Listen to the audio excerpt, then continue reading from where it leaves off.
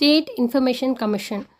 Central information commission பார்க்கல அப்படின்னு பார்த்தீங்கன்னா என்னோடய சேனலை போய் செக் பண்ணி பாருங்கள். ஆல்ரெடி அப்லோட் பண்ணியாச்சு.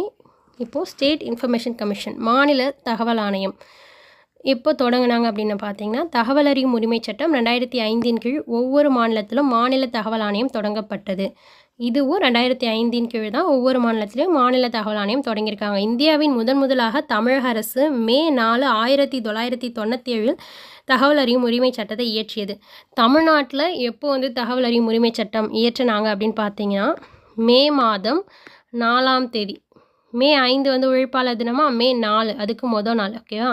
மே 4, 1997 தகவல் அறியும் உரிமை சட்டத்தை இயற்றியது. இந்தியாவிலேயே முதலாக தமிழக அரசு தான் மே 4ஆம் தேதி 1997 தகவல் அறியும் உரிமை சட்டத்தை இயற்றியிருக்காங்க. ஓகேவா? நெக்ஸ்ட் அமைப்பு. இது அமைப்பு எப்படி இருக்குன்னா, ஒரு தலைவர், ஓகேவா, ஒரு தலைமை தகவல் ஆணையர் மற்றும் 10க்கு மிகாமல் தகவல் ஆணையர்களை கொண்டிருக்கும்.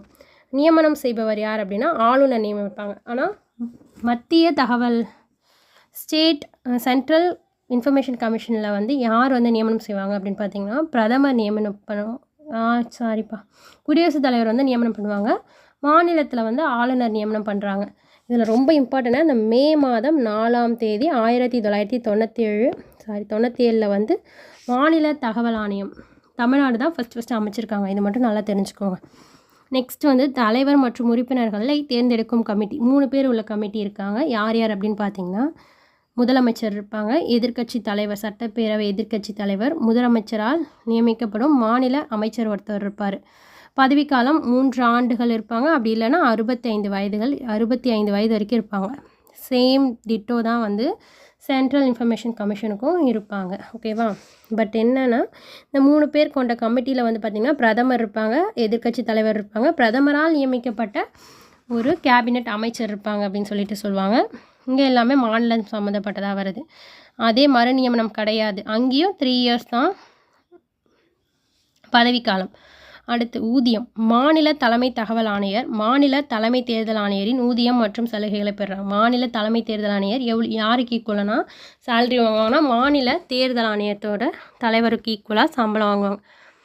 அப்புறம் இதர தகவல் ஆணையர்கள் மாநில தேர்தல் ஆணையர்களின் ஊதியம் மற்றும் சலுகைகளை பெறுகிறார்கள்.